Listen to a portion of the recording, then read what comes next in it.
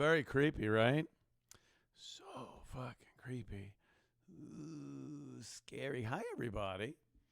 There you all are. Good to see you. Pleasure for me to be doing something on a Friday. Jeez. I must really enjoy what I'm doing. And you people, I must enjoy you people, as I like to call you. You people. When it comes to doing these shows. But welcome into my home, my humble home. All right. I got to figure out, not figure out, hopefully, I don't have to figure anything out. Hopefully it's just working. But I got to kind of bring the chat to where I could see it, a little better. Just bring it down there, maybe this monitor. I got various monitors laying around. And don't you worry about it. It's set up this way. I had to move the camera. That way when I play Call of Duty, I'm not like, I'm not just sitting here not acknowledging the wonder that is you. Maybe I could make the print bigger on this. Maybe. Let's see.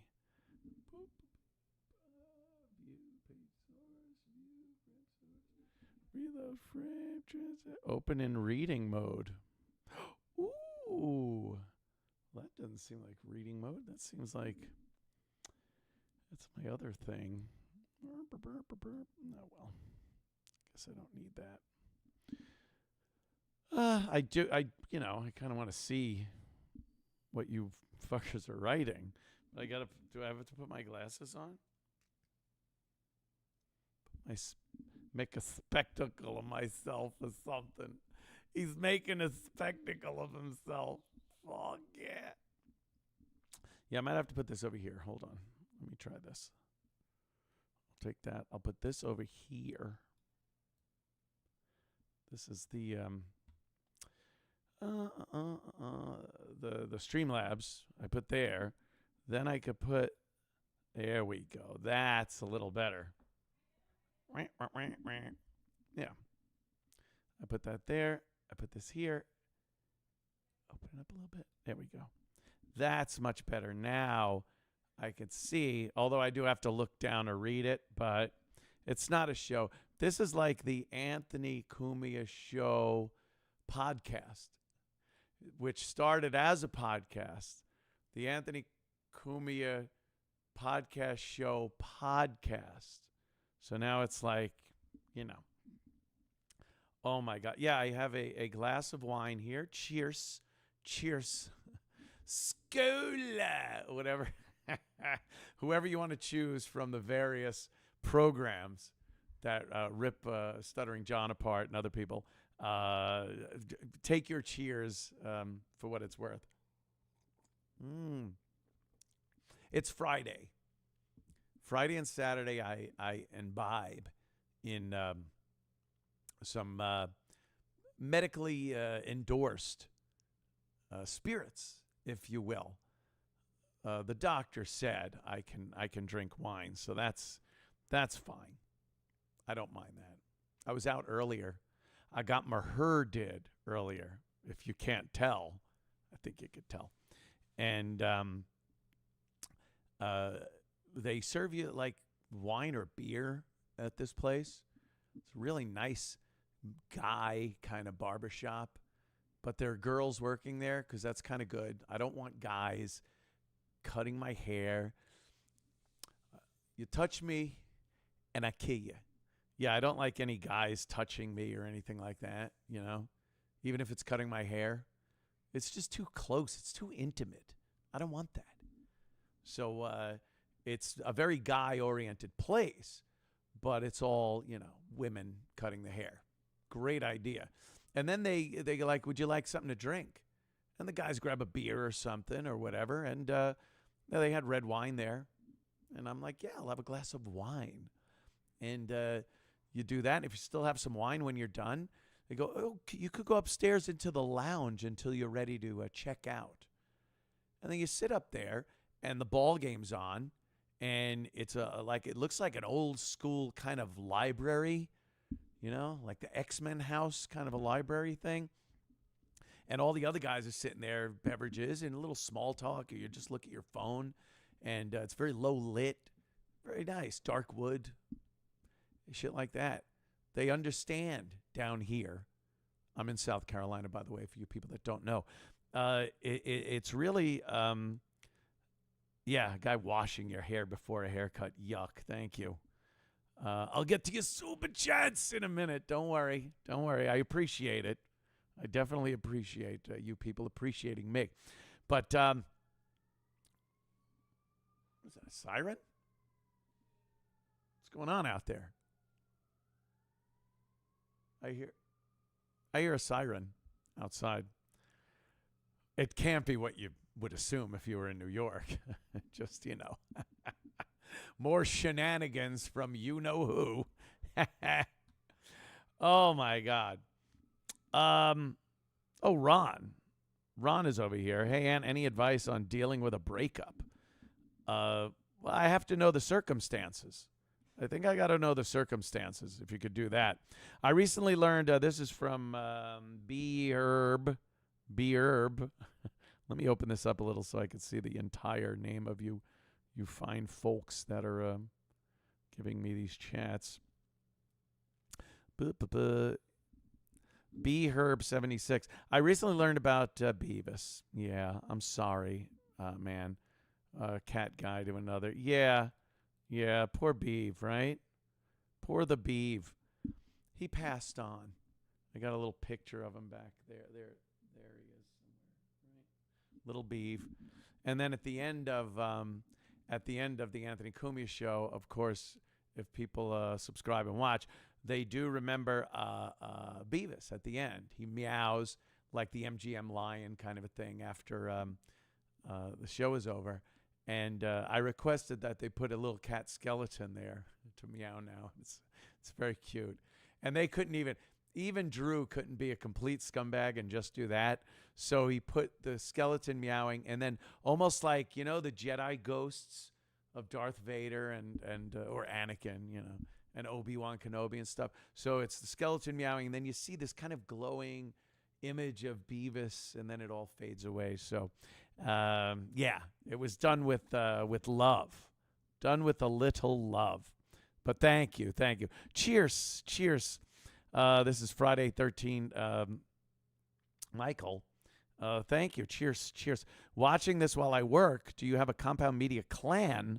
Or whatever they call it, Modern Warfare. If not, why not? Well, I do. We have our little team, our little clan.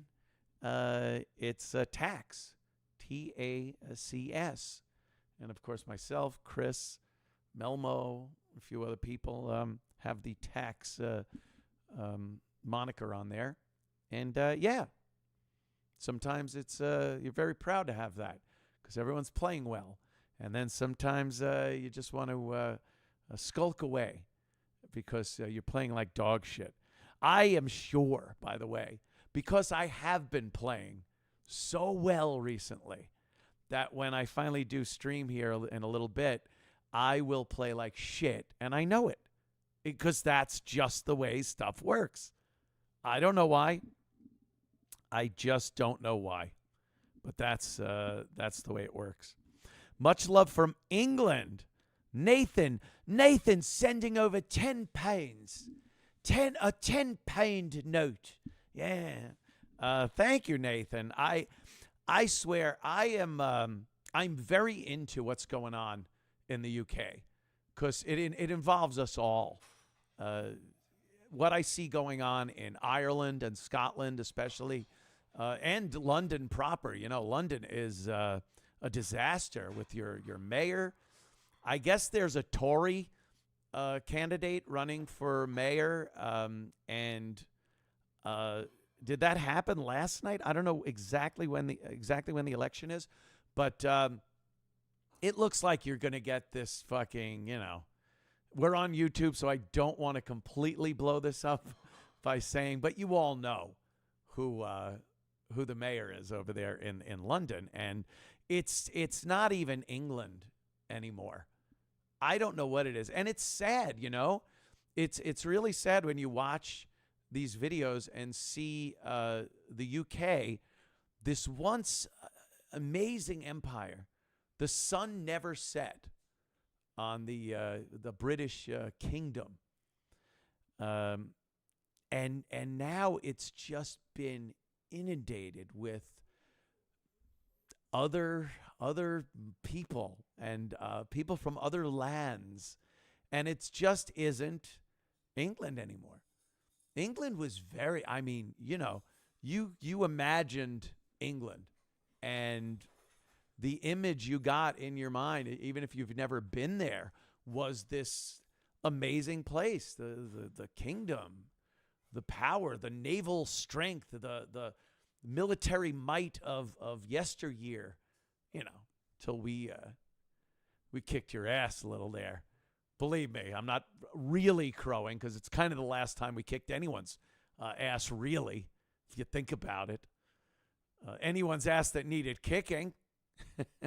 You know, we could argue over other wars and whether they really needed to be fought or not.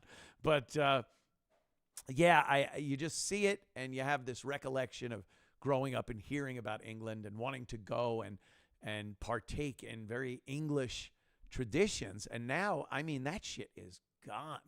That just ain't happening anymore. And it's, like I said, a little sad. And then even smaller places like Ireland and Scotland, you know, we look at ourselves here in the United States, and we've had it already with this influx and the open border and how it's changing our society. And we are a giant country when you think about it. The United States is a giant country. A lot of open land and a lot of, you know, different ideologies and whatnot. But we were always proud to be Americans.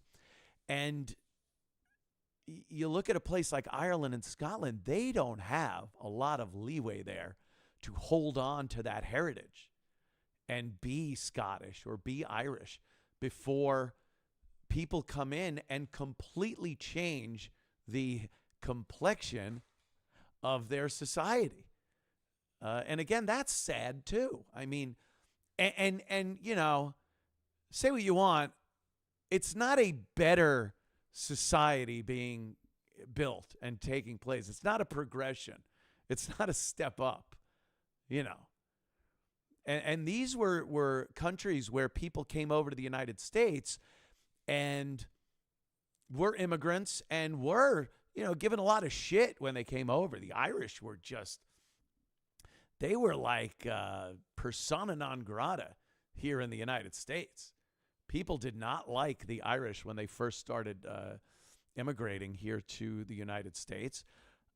It's called proving yourself and assimilating.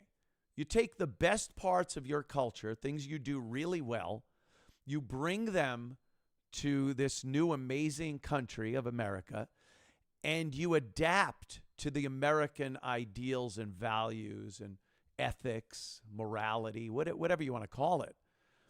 And then using your talents from where you came from, it improves the nation that you're coming to.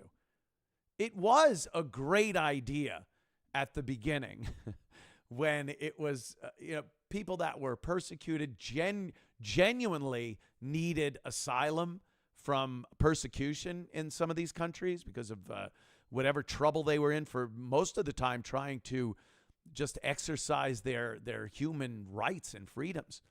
So they come here and they get shat upon. And then over the course of the years, in a generation or two, they prove themselves to the point where they become a great asset to this nation. And I think we've seen that in a lot of these old European immigrants that came over here from, Italy, Spain, Germany, France, England. It helped make America what it was. I would love to say what it is today, but sorry, Charlie, just ain't it, yo. So it changed. Now people come here with an unbelievable sense of entitlement. And before they set foot illegally on this land, they despise the country, the ideology of being an American, the people in this country. They just hate them. And they came here under this guise of escaping a horrible place, a horrible regime, horrible oppression. And the first thing they start doing is wanting to make America exactly like the place they left. So none of it makes sense. And yes, I'll sit for a moment and bask in the people telling me who and why and what is responsible for all this. But again, I'm on YouTube. You want to hear that diatribe? I'm sorry, you have to subscribe to compoundmedia.com, where I can speak openly and honestly without being removed from a public forum such as modern day social media, and YouTube is one of those places. So it's almost like the old days of FM radio. I hope you understand what I'm saying as I skirt around the rules and regs that keep me on the air here. But yeah, I get it. I get all that. I get that part of it. But it's amazing that the powers that be that seemingly want to destroy this country and dilute it with people and ideas that aren't conducive to the freedoms and the liberty and just our way of life that we used to have here in this country. So, we could debate who's responsible for that, but I'm talking right now about why. Like, why did the people that are coming here, when we look at it in historic terms of those Europeans that came over and wanted to make a better nation? And there were people, like I said, you watch Gangs of New York. That's a great example of the people that consider themselves original Americans hating the immigrants. Bill the Butcher, what a great character, by the way. Bill the Butcher just despised immigrants and, wasn't very tolerant. He would kill people. So it kind of showed that. And these Europeans that were coming over turned out to be, obviously some of them had issues and problems and were burdensome to some of the law enforcement and government and whatnot. But for the most part, you look at Italians, organized crime, that's a problem. Yet again, they were kind of taking care of their own business that needed to be taken care of. And it was a different time and place. But all of the positives that these people brought from other countries were just an amazing asset to this nation. Now people come over, they do not want to assimilate whatsoever. They despise America, despise Americans, and they are given every courtesy and every benefit above and beyond what Americans that really need it get.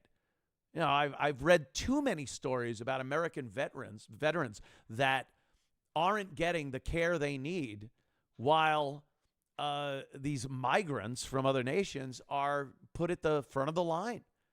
Homeless war vets that, took up arms and answered the call and went off to some fucking shit war, and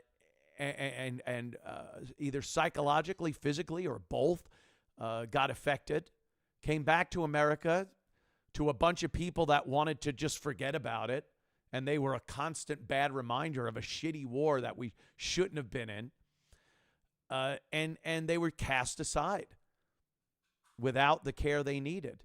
And then you see the Democrats and the Biden administration open up the borders to all these people, these migrants, and they get carte blanche to anything they need, while the veterans are, sleeping in their own shit on a sidewalk in a cold shithole city. I don't get that. I don't know what politician would be good with that. I don't know what people would vote for a politician, assuming that they represent the people that their constituency. You know, who does that? Why is this person getting elected when they aren't taking care of their own? So it's man, I don't know. It's grim. It's a grim place I think we're in. And unfortunately, I mean, there are flashes of lights at the end of the tunnel, you know, where you go, that's good. I like this story. There's a story out of Baton Rouge, Louisiana. Baton Rouge. And apparently there were a bunch of wealthy white people in one of the suburbs of Baton Rouge. But they were still considered to be residents of the city of Baton Rouge. Now, these people were predominantly white. They had money, and they were disgusted with the Baton Rouge school system. The Baton Rouge school system is consistently in the bottom of the ratings of the entire country as far as education goes. The money goes in, shit comes out. No one's learning anything. They're just the fighting, the lack of discipline, the no learning. I mean, they're not proficient in anything, reading, math. And these parents are sending their kids to these schools because they are considered part of that city. And their kids are not learning. They're smart kids. They want to learn. But in that environment, I mean, you know, grab a notebook and a pen and a textbook. Now, go to the zoo and sit yourself down in a cage. Now, it's feeding time, so they're a little rambunctious. Now, try to do your schoolwork. Try to do your schoolwork and hand it in the next day to your teacher. Oh, don't worry. That's just a little hyena shit on their teach. But I think you could see I was dedicated to the cause and really tried to get this done. It's impossible. So these people, for the past 10 years, it started out that they were trying to get their own school district. But the courts were always knocking them down, going, you can't be part of this city and not use the city's school district. You can't make a new school district within Baton Rouge city limits. And they go, okay, we'll make our own city. So for years, they've been trying to do this. They're coming up with this new sub-city of Baton Rouge called St. George. And finally, it passed. It finally passed. And these people are very happy about it. They're now going to make their own school district within the city of St. George, their new city. And their kids will be able to go to a nice, civilized school where their kids can learn in peace and they could have good teachers, and every dollar they spend will go to educating their kids instead of replacing stolen equipment, lawsuits for teachers that had the shit beat out of them, and other things that you see in a lot of inner city schools. Well, who doesn't like this? Who doesn't like this? The NAACP spoke out. They're not big fans of this. The mayor of Baton Rouge is not happy with this. Some of the city council people, not happy. And they were really, oddly enough, very honest as to why they didn't like this.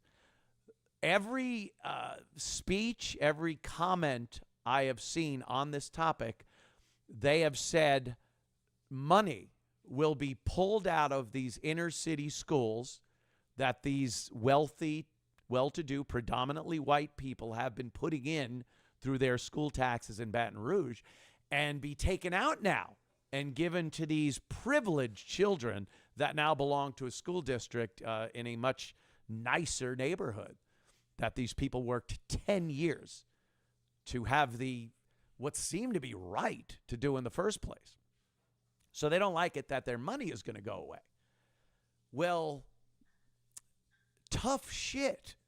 That seems to be the consensus from a lot of people, and especially the people that had worked very hard to get this St. George town incorporated, and now they will be able to use their money. How great is that? You now, as a parent, are able to know that those tax dollars that you're giving to the school taxes are going directly to the schools that you set up. You know the teachers that were hired. You know the students that are there to learn. And, you know, they're going to come out the other side of this school system better people, educated, ready to live their lives, go on to higher education or start working. They didn't have to defend themselves for 4 years of high school. They didn't have to spend time recovering from traumatic skull injuries from having their head stomped by a Jordan. All of the things that are kind of part and parcel with being in an inner city school these days don't have to be dealt with. And I really would love to see this catch on and become something that happens in a lot more places. I hear that Buckhead, which is a suburb of Atlanta, they've started the ball rolling. They want to do that. Buckhead's a beautiful area. When me and the Opester were fired from WAAF up in Boston, 99X, I think it was, in Atlanta wanted to hire us to be their morning show. So they flew us down to Atlanta and took us out, strip clubs. It was great old school 90s, what they used to do in radio when they were paying off record, or the record people were paying the stations off in cocaine to spin their new artists and giving the jocks stacks of money to play the new records, taking prospective new talent to strip clubs. And it was just a great time. And they took us down there, and one of the days we were down there for a couple of days, they drove us around Buckhead and showed us some of the wonderful, beautiful houses that we could live in. Unfortunately, timing wasn't too good for them because they were also, we were down there also for a great festival that was called Freaknik down in Atlanta. Freaknik. My first impression I got, it was the first time I had flown into Atlanta from Boston, me and Opie, and we get out at the airport. They get us a beautiful car, beautiful limo to take us to the radio station. We're driving down the highway, and there's traffic, and the limo driver goes, "Oh, shit." We're like, "What? Rush hour? What is this? Doesn't seem like the time for rush hour. It's kind of midday." "Nope, Freaknik's in town." "What? What is Freaknik? Is that do they set up construction and fill potholes in the street? Are they fixing the lines on the road?" And no, it's like spring break. It was a giant festival for African-American college students. And it was the first thing I ever saw of twerking. This was 1999, I guess. And I had never really seen twerking before. And the women were up on top of people's cars, stopped on a fucking highway. And they were twerking on people's vehicles. And I'm like, what in the fuck is this? And he goes, "This is Freaknik. Enjoy." I'm like, this happens every year.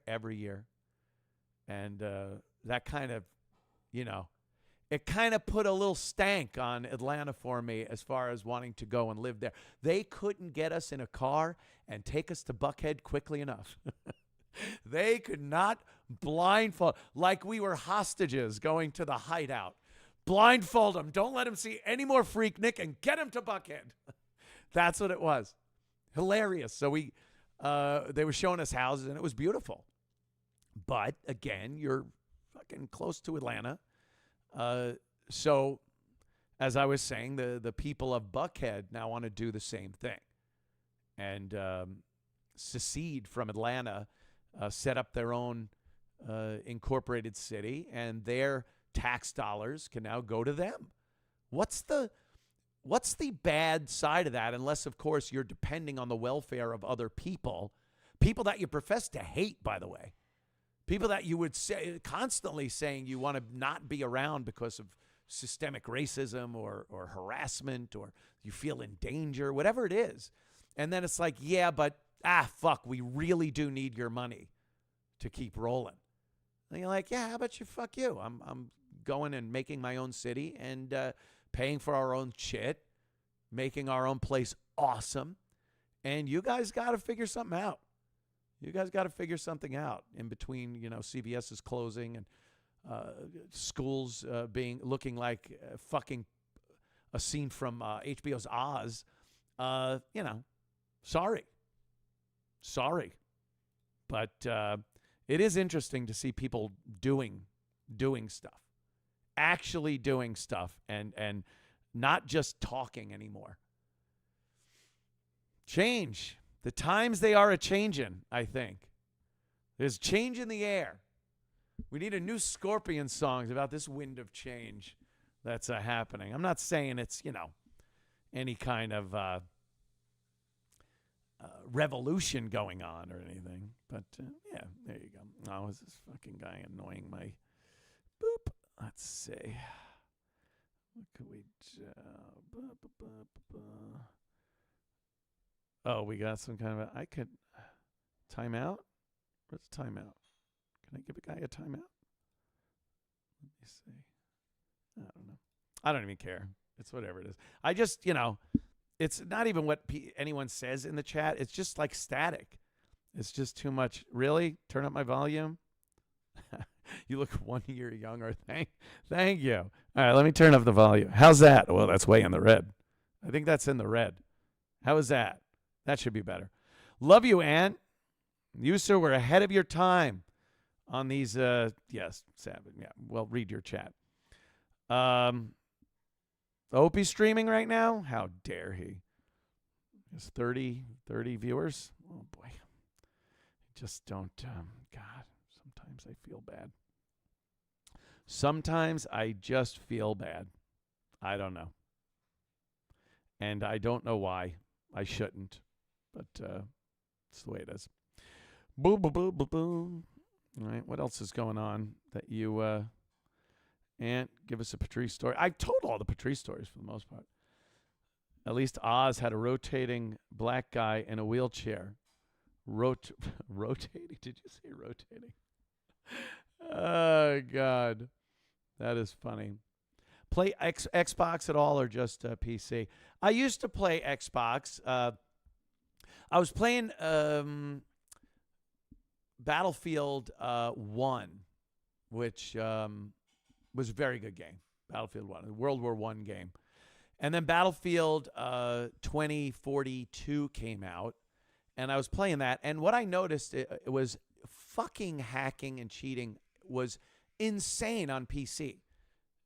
You may get 1 or 2 games in before the next 5 of them just have some asshole running around. He knows exactly where everyone is. He could shoot and see through walls. And it was really, really frustrating.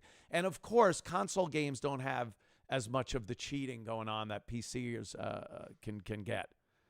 So I was using an Xbox, but the bad side of that is the downside. I cannot use a controller. I've always used a mouse and keyboard. Controller to me is I'm a fucking spaz with it. Can't do it. And I had to get a device, a Zim it was called, XIM, where you can use a mouse and keyboard with an Xbox.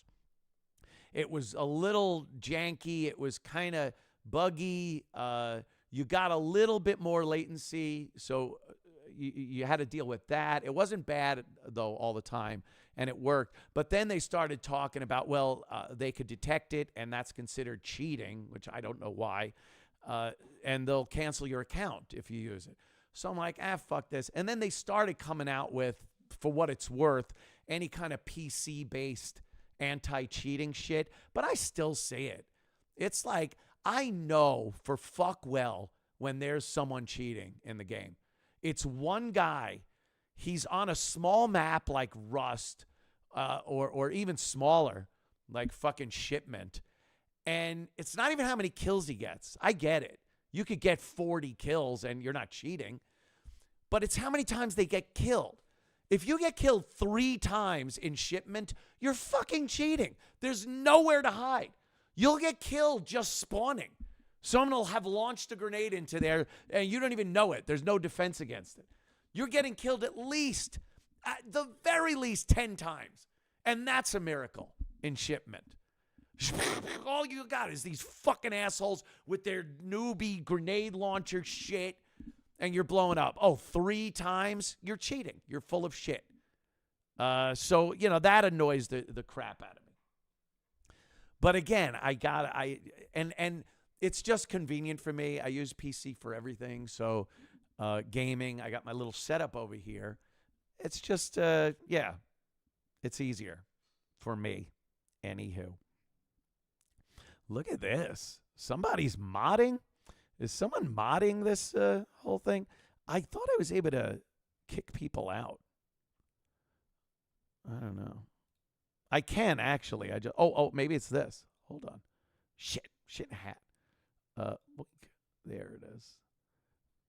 Remove. No, that's that guy. Am I even signed into this under? Whatevs. Whatevs.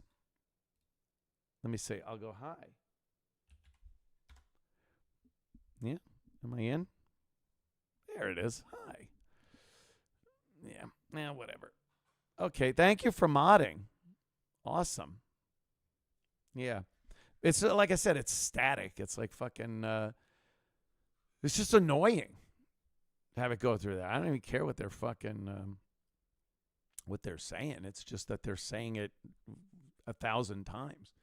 It's kind of a pain in the ass. Anything else I wanted to talk about before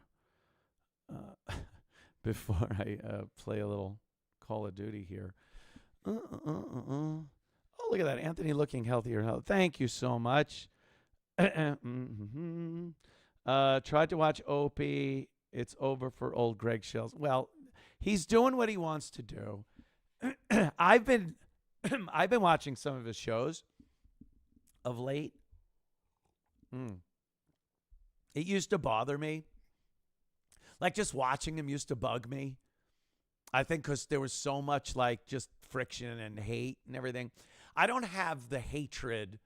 If I ever really did have hatred, hate is a very strong word for someone you worked with for 20 years, unless that was your wife. Then I could understand hating. But there was just a very strong dislike and displeasure with hearing anything he had to say. And I'm certain he felt, or maybe even still feels the same way about me. I'm not the boss of him. You're not the boss of me. So I don't know what his take is on the whole thing. But I've kind of,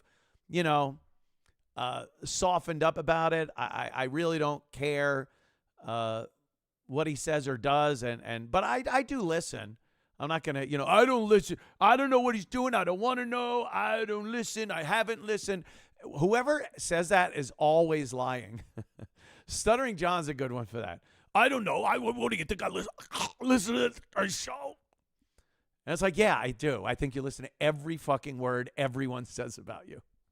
So yeah, I'll be honest. There are times I'll pop on and see what Opie's up to. If he's at Gephart's and he's got a couple of his friends and they're drinking beers and they're doing they're talking, whatever. And I've pondered on my regular Compound Media show, why would you enjoy doing a show that only 30 people are watching? If you do this, if you're taking the time to even turn a camera on or your phone on, whatever, and talk into it, I'm sure you're hoping that a few more people are watching than 30. What's it worth if not? Is it therapeutic? You could talk to a mirror, talk to the wall, talk to your dog, whatever. But it's he says that's what he likes doing. He doesn't care how many people watch. He doesn't care about anything else, but that's what he wants to do. And if that's the case, fine. Who are we, right, to judge? I know personally, if there were 30 people watching my stream, I'd feel bad.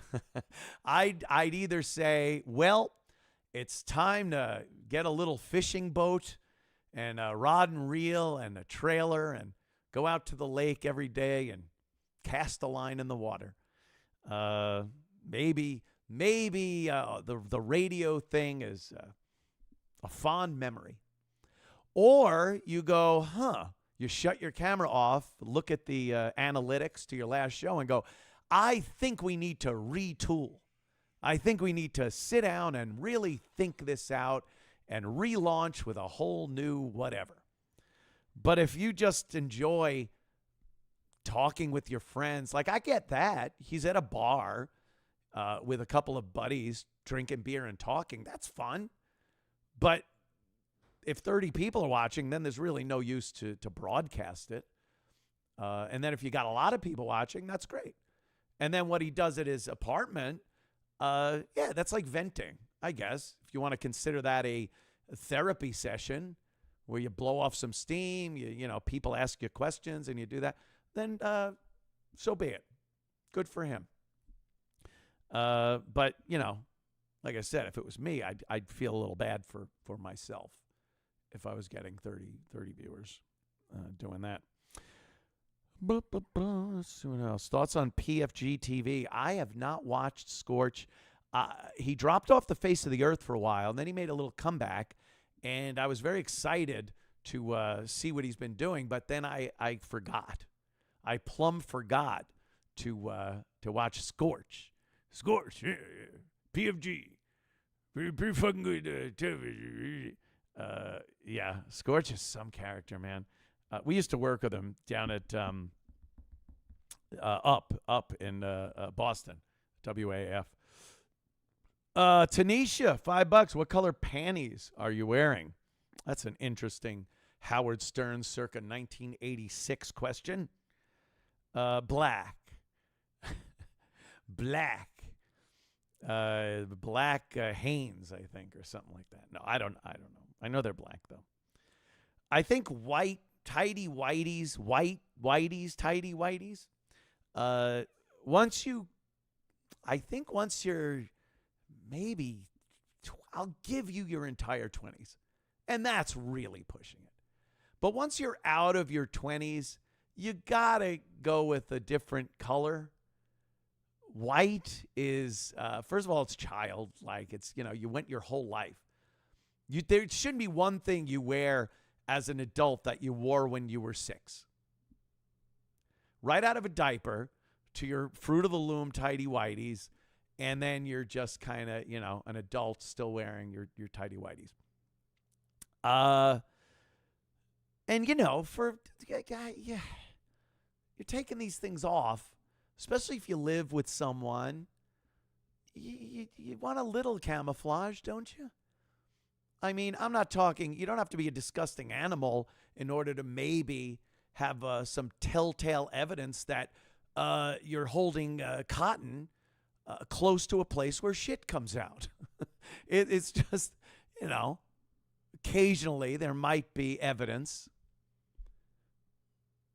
And you want that not so blatantly out there if somebody's doing your laundry or it's sitting on the floor next to the bed or something. Really takes away from the attraction, let's say. So, yeah. And it's not like it used to be. It used to be impossible, quite frankly, for a guy to go into a store and buy anything but Fruit of the Loom or Hanes tidy whities. Boxers were a thing that you could do, but those always, I mean, I don't know how anyone wore regulation boxers and then put their jeans on. Like one of the legs of the boxers is pulled up. You feel it through your pocket. You literally feel the folded, crumpled up leg of your boxer in your pocket. Your dick and balls are hanging down one of the leg holes. No support. Boxer briefs are good. They're still snug, but, you know, you're not wearing something that is bikini-like. And now there's a bunch of different underwear. I've told this a few times on the air and on stage, a little bit I used to do about having to go into a store these days in the mall and buy underwear, men's underwear that aren't regulation tighty-whitey underwear. You go, there's little boxes. They're in the boxes that are hung up on the rack. And it is just homoerotic photography on these boxes. You got to walk around the store with a photo of a pretty much naked, muscle-bound, greased-up, oiled dude as you're just walking around. Yeah, here's my gay pornography picture I'm bringing to the register. So I think that put a lot of guys off to buying underwear that wasn't just, Fruit of the Loom. But, you grow out of things like that. Being a little insecure about things.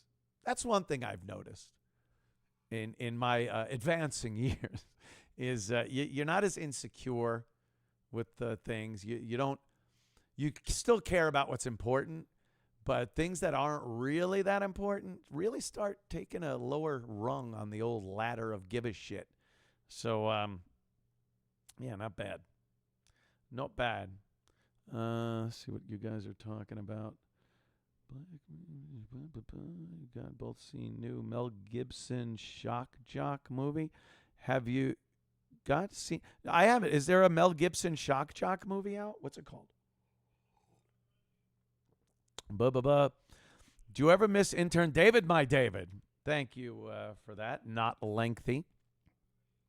While I don't miss him, all of the various characters that drifted across the Opie and Anthony transom through the years, I do occasionally have memories and think of how either funny or annoying or ridiculous, stupid, whatever it may be, whatever those characters were. And David is one of those guys that obviously if Independence Day ever comes on TV or it's ever brought up in a conversation or I see a meme of it online, obviously, you'd all be dead if it wasn't for my son David. No, I'd be dead if it wasn't for my son. 51. 51. You knew then and you did nothing. So, yeah, David does come up. Last I heard, he was working over at the Intrepid Air and Space Museum in Manhattan, over on the west side. The Intrepid, the big aircraft carrier that's parked in the Hudson River. And they got a bunch of, planes from all the various wars and whatnot. And he used to, I guess, give tours. I don't know. This is an F-15. You'd all be dead if it wasn't for the F-15.